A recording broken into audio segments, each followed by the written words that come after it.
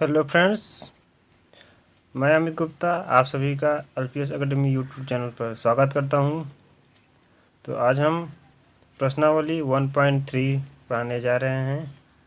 तो 1.3 पढ़ाने से पहले आपको प्रमेय 1.3 जानना होगा। तो 1.3 प्रमेय क्या है आपको बताते हैं। प्रमेय 1.3 क्या है? माना p एक अभाज्य संख्या है। यदि p a स्क्वायर को विभाजित करता है तो p कामा a को भी विभाजित करेगी, जहाँ एक धनात्मक पूर्णांक है। मतलब अगर a स्क्वायर को p से विभाजित कर रहा है तो a को भी p विभाजित करेगी। जैसे हम कोई एक धनात्मक पूर्णांक है। अब यहाँ हम एक एग्जाम्पल के तौर पे आपको बता देते हैं, आप समझ जाएंगे। जैसे कि एक पूर्णांक संख्या है, कोई हम ले लेते हैं पूर्णांक अभाज्य संख्या है, कोई ले लेते हैं जैसे कि 7 गुणते 7, ठीक है। और p कोई ले लेते हैं 7। अब हम यहाँ देखते हैं तो a स्क्वायर 7 इंटू 7/7, तो ये विभाजित है ना, विभाजित कर रहा है। अब ऐसे यहाँ भी अगर a हम 7 लिए हैं, ना, तो 7/7 मतलब विभाजित हो रहा है ना। इस तरह से ये हमारा अभाज्य संख्या है। अगर हमारा कोई a स्क्वायर कोई अभाज्य संख्या है और p से डिवाइड हो रहा है तो a भी p से डिवाइड होगा, ठीक है। अब आगे सवाल करते हैं इसका क्वेश्चन। इसमें कहने का मतलब इतना है कि यदि p a स्क्वायर को विभाजित करती है तो p कामा a को भी विभाजित करेगी। बस इतना में ये हमारा प्रमेय है। अब p कोई अभाज्य संख्या है तो p अगर a स्क्वायर को विभाजित करती है तो p कामा a को भी विभाजित करेगी। ये हमारा प्रमेय है। तो अब प्रश्नावली 1.3 का पहला क्वेश्चन सॉल्व करते हैं। पहला क्वेश्चन, सिद्ध कीजिए कि √5 एक अपरिमेय संख्या है। तो ये तो हमें पता है कि ये सिद्ध करना है। तो हम क्या मानते हैं कि माना कि √5 एक परिमेय संख्या है, क्योंकि अगर हम ये सिद्ध कर देते हैं कि ये अपरिमेय संख्या नहीं है, तो अगर परिमेय संख्या नहीं है तो क्या होगा? अपरिमेय संख्या होगा। तो इसलिए मानते हैं कि हम √5 एक परिमेय संख्या है। परिमेय संख्या किस लिए मानते हैं? क्योंकि परिमेय संख्या हमें पता है कि परिमेय संख्या क्या होता है कि p/q के रूप में व्यक्त कर सकते हैं, जहाँ q ≠ 0 होता है। इसलिए हम मानते हैं कि √5 एक परिमेय संख्या है।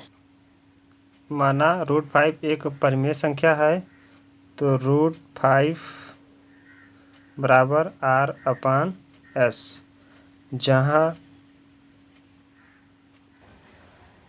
अब यहाँ जहाँ r एवं s क्या है? कोई उभयनिष्ठ गुणनखंड है। तो ये उभयनिष्ठ गुणनखंड है ना, मतलब कॉमन फैक्टर है। तो कॉमन फैक्टर से हम मतलब √5 बराबर r/s, तो हम इस उसको मतलब उभयनिष्ठ गुणनखंड को मतलब r एवं s कॉमन फैक्टर को विभाजित करके इसको मतलब r और s को विभाजित करके दो को प्राइम नंबर मतलब सहभाज्य गुणनखंड में विभाजित मिल सकता है, मतलब कर सकते हैं ना। इसको √5 बराबर a/b प्राप्त कर सकते हैं करके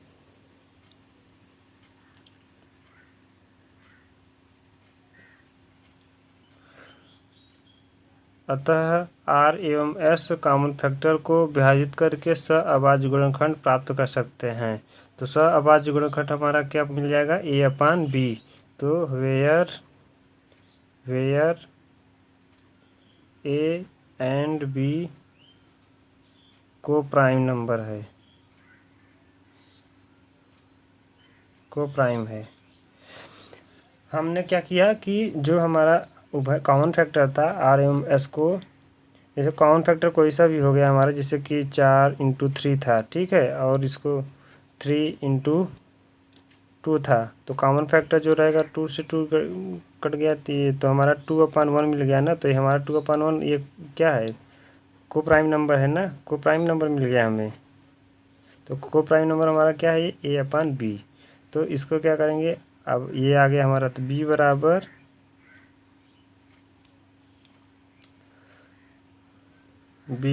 A/√5। तो हमें A निकालना है ना, इसको A करते हैं, A बराबर B√5, ठीक है। अब वर्ग करने पर वर्ग कर दो तो A² बराबर 5B² आ गया।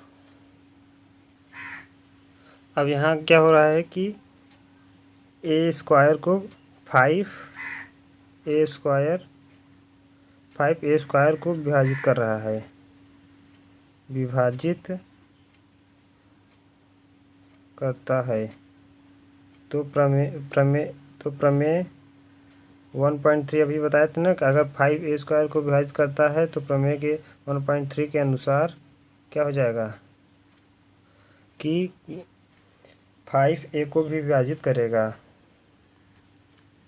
5A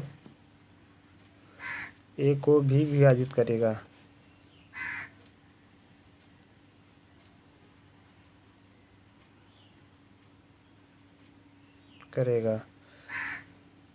जहाँ A एक पूर्णांक संख्या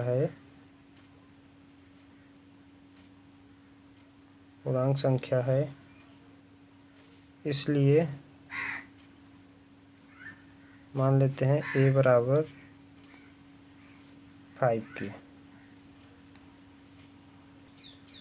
ये हमारा कथन 1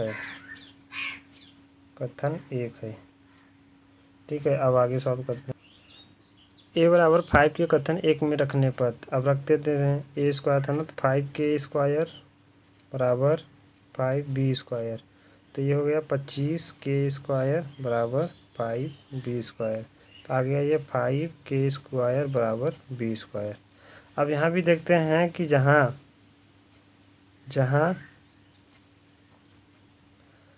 5B² को विभाजित करता है, तो प्रमेय 1.3 के अनुसार 5B को भी विभाजित करेगा।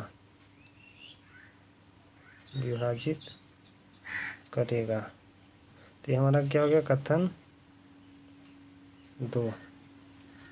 अब यहाँ हम देखते हैं कथन और 1-2 से स्पष्ट हो रहा है कि दोनों में एक उभयनिष्ठ गुणनखंड क्या है, 5 है। तो ये कथन जो कि विरोधाभास है कि क्योंकि दोनों में ही गुणनखंड 5 ही, मतलब कि 5 आ रहा है, उभयनिष्ठ गुणनखंड 5 आ रहा है, जो कि गलत है। अब यहाँ हमें स्पष्ट हो गया है कि यह A और B सहअभाज्य गुणनखंड है।